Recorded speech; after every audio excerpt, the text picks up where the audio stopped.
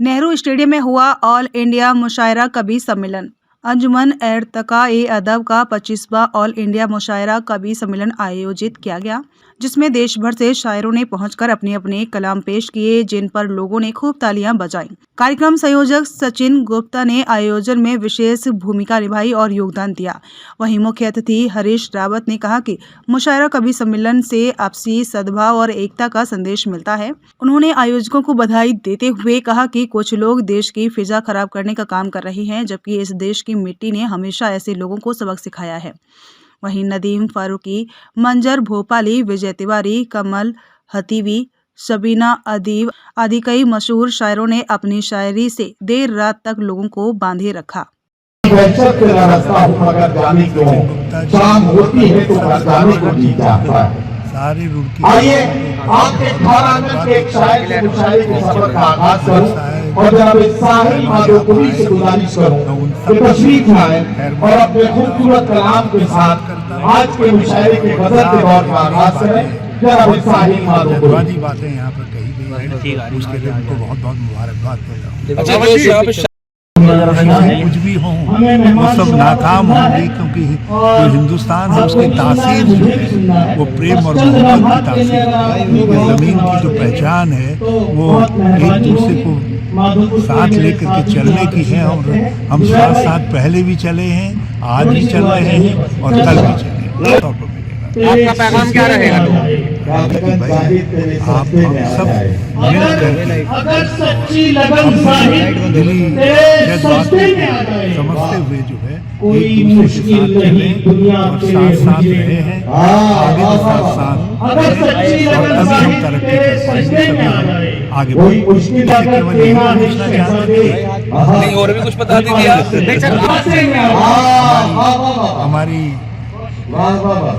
लड़ना जो है हमारे खून में है, लेकिन लड़ाने वाले तो या तो ऊपर वाला है या पार्टी वाले हैं। वो जो कुछ करेंगे रावत जी हमारे हुक्म हो जाएगा वो जी करेंगे। अच्छा, हरीश रावत जी लड़ाएंगे पार्टी का हुक्म।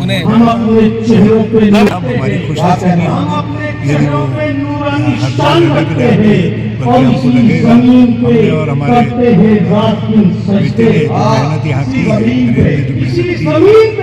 है कामयाब होगी। चर्चा में है कि अरब रावत जी लड़ सकते हैं।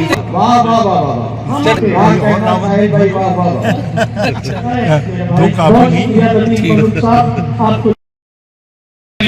अंजुमन के द्वारा ये कार्यक्रम मुशायरे का और कवि सम्मेलन का आयोजन रखा गया है नेहरू स्टेडियम के अंदर, और इसके हमारे मुख्य अतिथि पूर्व मुख्यमंत्री श्री हरीश रावत जी, साथ में अभी कई सारे विधायक भी आने वाले हैं। और आप देख सकते हैं कि हमने 2022 में भी मुशायरा और कवि सम्मेलन किया था, उसमें भी हजारों लोगों की संख्या जो है यहाँ पे रही और बहुत अच्छा रहा था। हमने हमेशा एकता की मिसाल प्रस्तुत करने की कोशिश की है। हमने हर समाज हर वर्ग के लोगों को इकट्ठा करके एकजुट करने की कोशिश की है। हमारे बीच में अभी थोड़ी देर पहले GST कमिश्नर रुड़की में विजय कुमार जी द्वारा भी बहुत सुंदर कविताएं कही गई, जिसका आनंद जो है सभी लोगों ने लिया।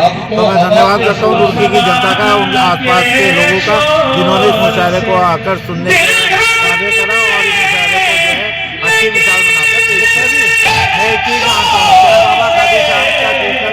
चाहे भंडारे हो चाहे मुशायरे, हर चीज का अपना अपना एक देता है, सिर्फ एक ही बात दिखाई जाती है।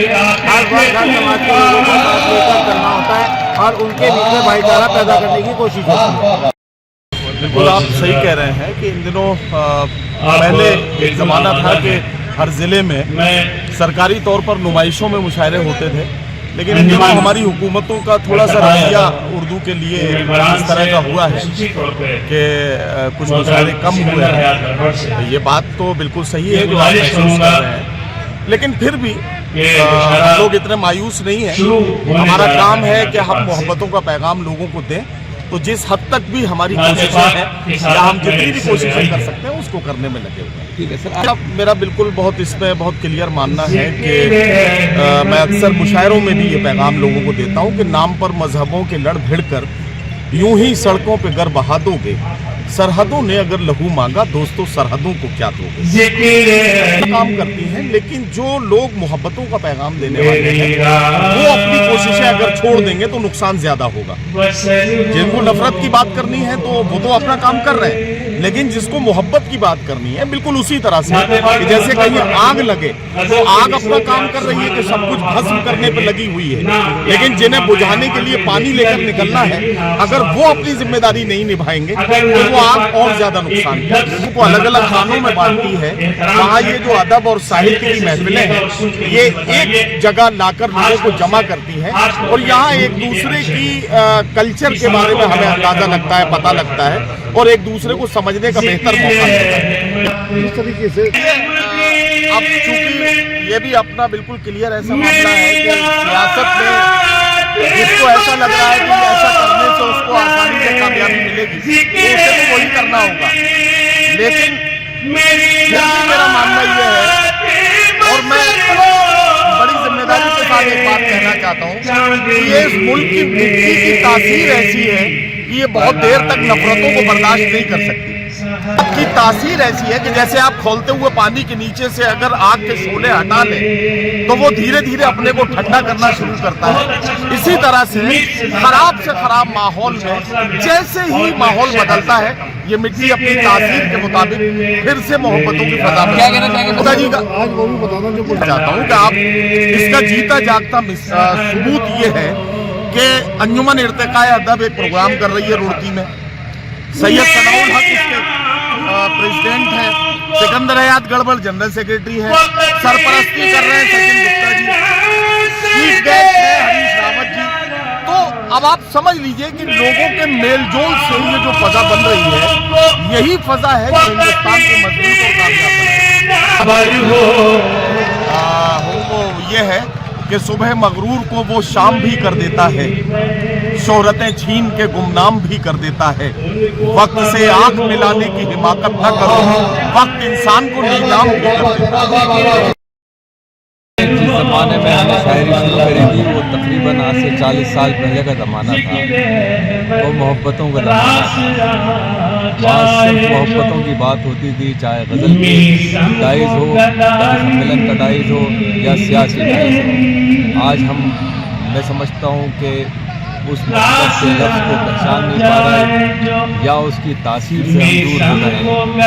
और ये आज का जो माहौल जिस तरफ आप इशारा कर रहे हैं वो यकीनन कमज़ोर नज़र आ रहा है। गज़ल के हवाले से अगर हमारे शायर ही हैं जो वाहिद मोहब्बतों की आवाज़ बुलंद किए हुए हैं और ये आवाज़ हमेशा उठती रहेगी और मोहब्बत हमेशा चलती है, आंधियाँ चलती हैं, हवाएं हमेशा हमारे साथ चलती हैं, आंधियाँ आती हैं और चली जाती हैं। मोहब्बतों के चिरागों की ज़िंदगी कम है, दिए जलाओ के दुनिया में हमें दिए जलाना पड़ेगा, हमें नफरतों का सामना करना पड़ेगा।